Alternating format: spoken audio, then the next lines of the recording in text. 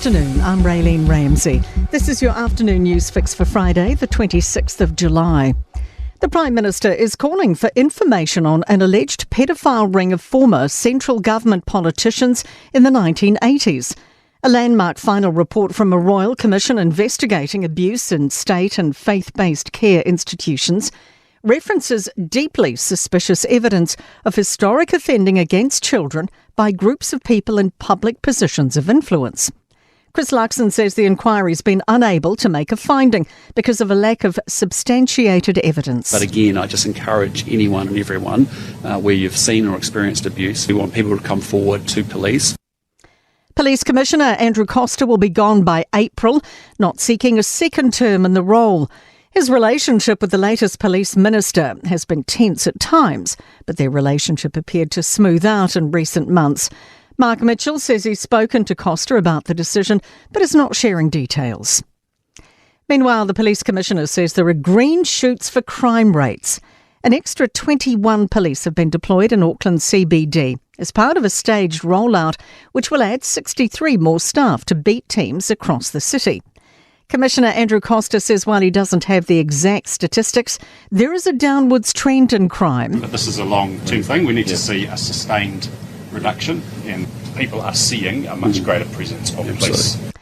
Invercargill's mayor has been called out for not attending the extraordinary meeting looking into his code of conduct. Nobby Clark's been found in breach of the code of conduct following an investigation into his use of the N-word and a homophobic slur in a TV interview earlier this year. Councillors are currently discussing it. Complainant councillor Ian Pottinger says the mayor's apology earlier this week isn't good enough. Ubi est mayor. Where is the mayor? Why is he not here to speak to his statement? Kiwis are very worried about the prospect of another Donald Trump presidency. That's according to new polling from Talbot Mills, which shows almost 40% of those surveyed say they're extremely concerned about the former president winning another term.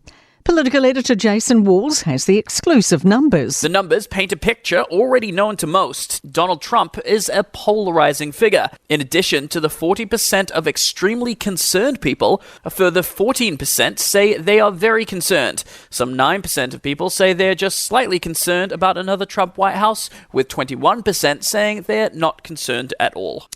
An intense downpour is set to hit the lowest southwest of the South Island later tonight. Met Services issued a warning for central Fiordland and rain watches for northern and southern parts. Meteorologist John Law says the heaviest rain will be between Bligh Sound and Resolution Island. Now, with this amount of rainfall, we could well find those streams and rivers rising rapidly through parts of the Fiordland region. To take extra care with your river crossings as we go through the next few days.